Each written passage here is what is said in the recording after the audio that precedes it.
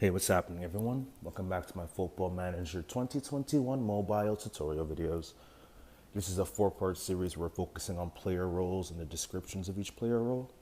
In the first video, the last video, we focused on the goalkeepers, and now we're going to focus on the defensive line. So to start off, let's start with the wide areas. We're going to put Saka back to a classic fullback spot, and let's see what's available. So we could see here in a classic fullback position, we have 4 different player roles. The first one, the fullback. The fullback is a key player in modern football, having to supplement his traditional defensive duties with overlapping runs down the wing to support forward play and help the attackers overload the final third. We also have the wingback player role, the one that I like to use. Usually playing out wide with no wing support, the wingback must fulfill all the attacking and defensive duties of both a winger and a fullback.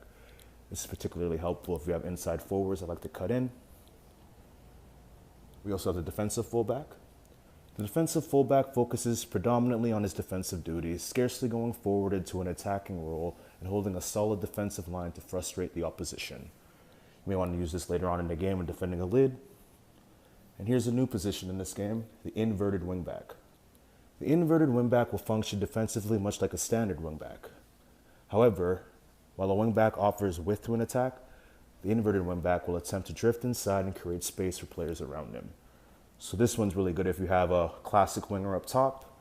This wingback will cut inside doing an underlap and support through the center channel versus the wide area.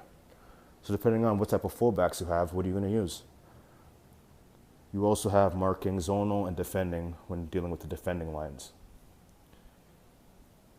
If we see what the wingback looks here, still a wingback, an inverted wingback. So now let's focus on the center backs. The center backs have 5 different player roles. The central defender. The main job of the central defender is to stop opposing attacks from playing and to clear the ball from danger when required. Pretty standard. Here's the one I like to use, the ball-playing defender. The main job of the ball-playing defender is to stop opposing attacks from playing. However, unlike the standard central defender, this player is encouraged to bring the ball out of the defense or launch splitting through balls from deep to generate counter-attacking opportunities. This is my favorite one to use by far. If players can't play this style of play, I sell them and I bring in players that can. My second favorite one is the no-nonsense center back. The main job of the no-nonsense center back is to stop opposing attackers from playing and to clear the ball from danger when required. The aim is to win the ball without giving away any free kick and get it cleared safely up the pitch with a no-nonsense manner. So I like that type of center back as well. We have the classic sweeper. Maybe bring this guy in at the late of the game. Used to be a very popular tactics in Italy and such countries back in the 70s and 80s. And let's see what a sweeper's about. The sweeper drops behind the defensive line, aiming to sweep up the through balls and pick up extra attackers and make goal-saving tackles, blocks, and interceptions. Make goal-saving tackles, blocks, and interceptions. And our last role here, the libero. The libero drops behind the defensive line, aiming to sweep up through balls and pick up extra attackers.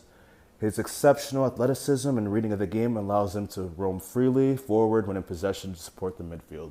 So this center back will join the attack more or less. So again, based off the players you have, what style is good for you?